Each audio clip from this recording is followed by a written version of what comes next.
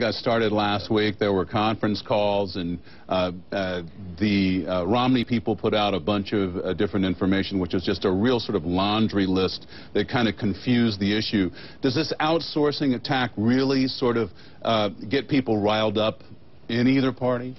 You know, I think it makes the Democratic base happy, but my experience with this kind of thing in campaigns is that there are a couple of problems with this kind of attack.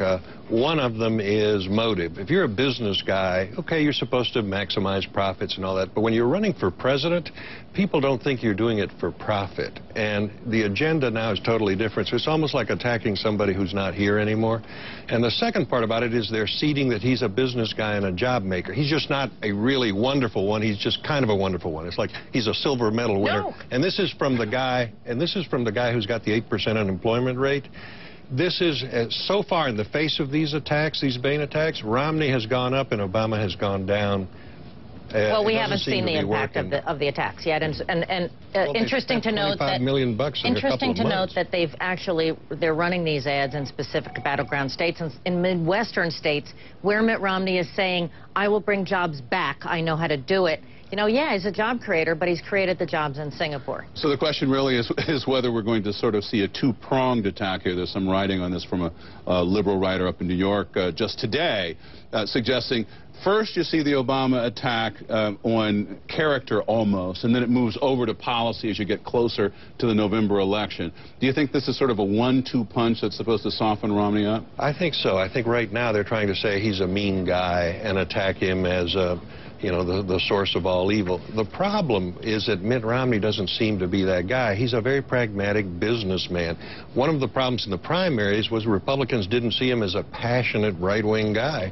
Well, that turns out to be a plus in the general, where he's seen as a very pragmatic guy. But yes, from here, they're going to move on to policy. All right, so let me ask you quickly. Claire McCaskill, the senator, the Democratic senator, who has shown a lot of support for the president, now saying she's not going to the Democratic convention. She's in a tight re-election race. What do you think that says and what it means?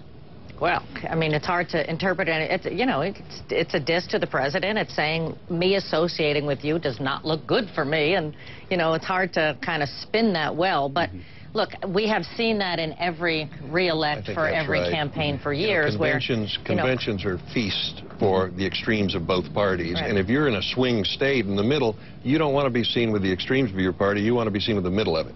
Democratic Congressman Charlie Rangel. Now, this is a guy again and again and again over the years we've said is on his way out. And every year, somehow or other, he fights and lives to see another day. Do you think today is the end of Charlie Rangel, given the fact that he's sort of been redistricted? I don't. You know, my colleagues in New York feel that he is just, you know, he's just a beloved figure in Harlem in particular, and even in Spanish Harlem. This guy has devoted his career to public service. He has brought a lot home, and he has decided he's not ready to go, and I just don't think that people are going to send him away. Latino opponent, though, right? I mean, it could be tough for him. That's the big issue, Joe. I think you hit it.